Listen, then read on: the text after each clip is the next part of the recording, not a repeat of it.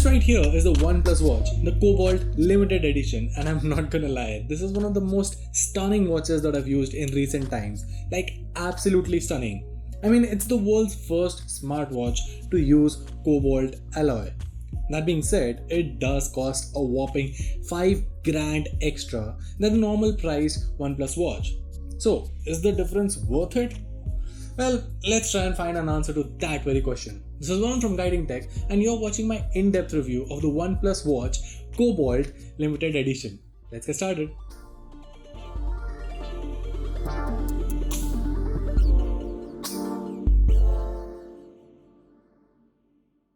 Okay, so let's talk about the design first, because that's the major difference when you compare the Cobalt Edition to the normal variants. Right off the bat, I love the color combination of this one. Matte gold with chrome green leather strap, which makes it look super stunning. The default watch face here also complements the looks with shades of green in the background. The lock and unloop functionality is also good. The fine stitching here is also pretty damn wow. In terms of build quality, the company has gone all in. The middle frame uses cobalt alloy, which is twice as hard as stainless steel and is corrosion resistant. The 1.39-inch AMOLED display has specially treated sapphire glass on board as well. Now, speaking about the display, this is a 46mm dial. Now, while I personally like that, I can understand that folks, especially with smaller and slimmer wrists, might find it a bit annoying. I mean, I would have preferred having an option for a 40mm or a 42mm dial, but it is what it is. On the whole, there's no doubt that this thing looks premium and feels premium too. One thing that I would like to slightly highlight, however, is that the leather strap, as premium as it is not really meant for outdoor usage, like, when you're going out running or swimming and stuff like that.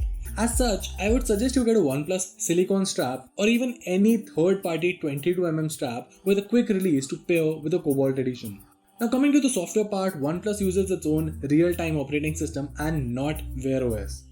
Now, this is equal parts good and bad. See, I am coming from Wear OS, so obviously I miss the overall functionality and the ability to have third-party apps. But when you keep that aside, OnePlus's own real-time OS actually makes a lot of sense. It offers a lot of workout and tracking features while offering a far better battery backup as compared to pretty much every Wear OS watch out there.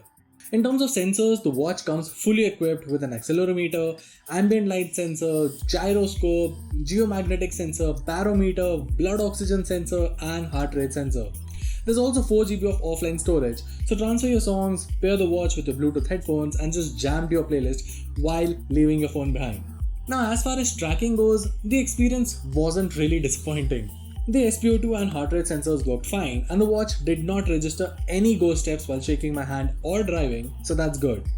The watch also allows you to take calls directly using the speaker and microphone. Now, one thing to note here is that there is no LTE functionality here, so these calls work via Bluetooth only. Another thing that most folks are concerned about is the watch faces, and thankfully the OnePlus Watch comes preloaded with a plethora of them. Add to that, the watch also has always-on display functionality, which was added later on via an update, and I seem to dig it. It's a nice touch to the overall premiumness of the watch. Of course, you can use the OnePlus Health app to change watch faces and more. Speaking of control and changing stuff, one thing that I really like about the OnePlus Watch is how you can pair it with your OnePlus TV as well. And then the TV will automatically shut down when you fall asleep, and you can even use your watch directly to change the volume, change the channels and stuff like that. It's very convenient if you're in the OnePlus ecosystem. Finally, there's the battery life. Now, OnePlus claims that the watch should last about 2 weeks, and in my testing, it did last through 12 days of heavy usage with tracking and notifications turned on, so that's really good. Add to that, OnePlus's fast charging juices this thing from 0 to 100 in less than an hour. The charging mechanism is also nice with strong magnets here. So, is the OnePlus Watch Cobalt Edition worth it? Well, let me try and answer that question in a different way. So recently someone asked me about the best Android smartwatch that they can buy under Rs 20,000, and their requirements were the watch should have an attractive and premium design while not looking super flashy, should have some good battery backup, have the ability to basically take calls so you don't have to take your phone out of the pocket every time, and lastly have decent tracking. Nothing exceptional, just decent. Now, if you take those last 3 points into consideration, there are plenty of options in the market that fit the bill. However, it's that design factor that sets the Cobalt Edition at a higher price point. See, here's the thing. For a price tag of 15,000, the OnePlus Watch faces some heavy competition from the likes of Xiaomi, Realme, Amazfit, and even Fitbit for that matter. And that's true. I mean, all of those watches fit the bill for all of the needs that are described. However, at 20k, the OnePlus Watch, the Cobalt Edition, has a premium design that definitely sets it apart from the crowd. And yeah, that's basically why you should consider it. And well, that was it. If you're planning on buying the OnePlus Watch Cobalt Edition, I'll leave a buying link down in the description box for you guys. Also, if you found this video helpful, make sure to let us know by giving us a thumbs up and subscribing to our channel for more awesome tech content. Till then, this is Rohan from Guiding Tech, and I'll see you in the next one.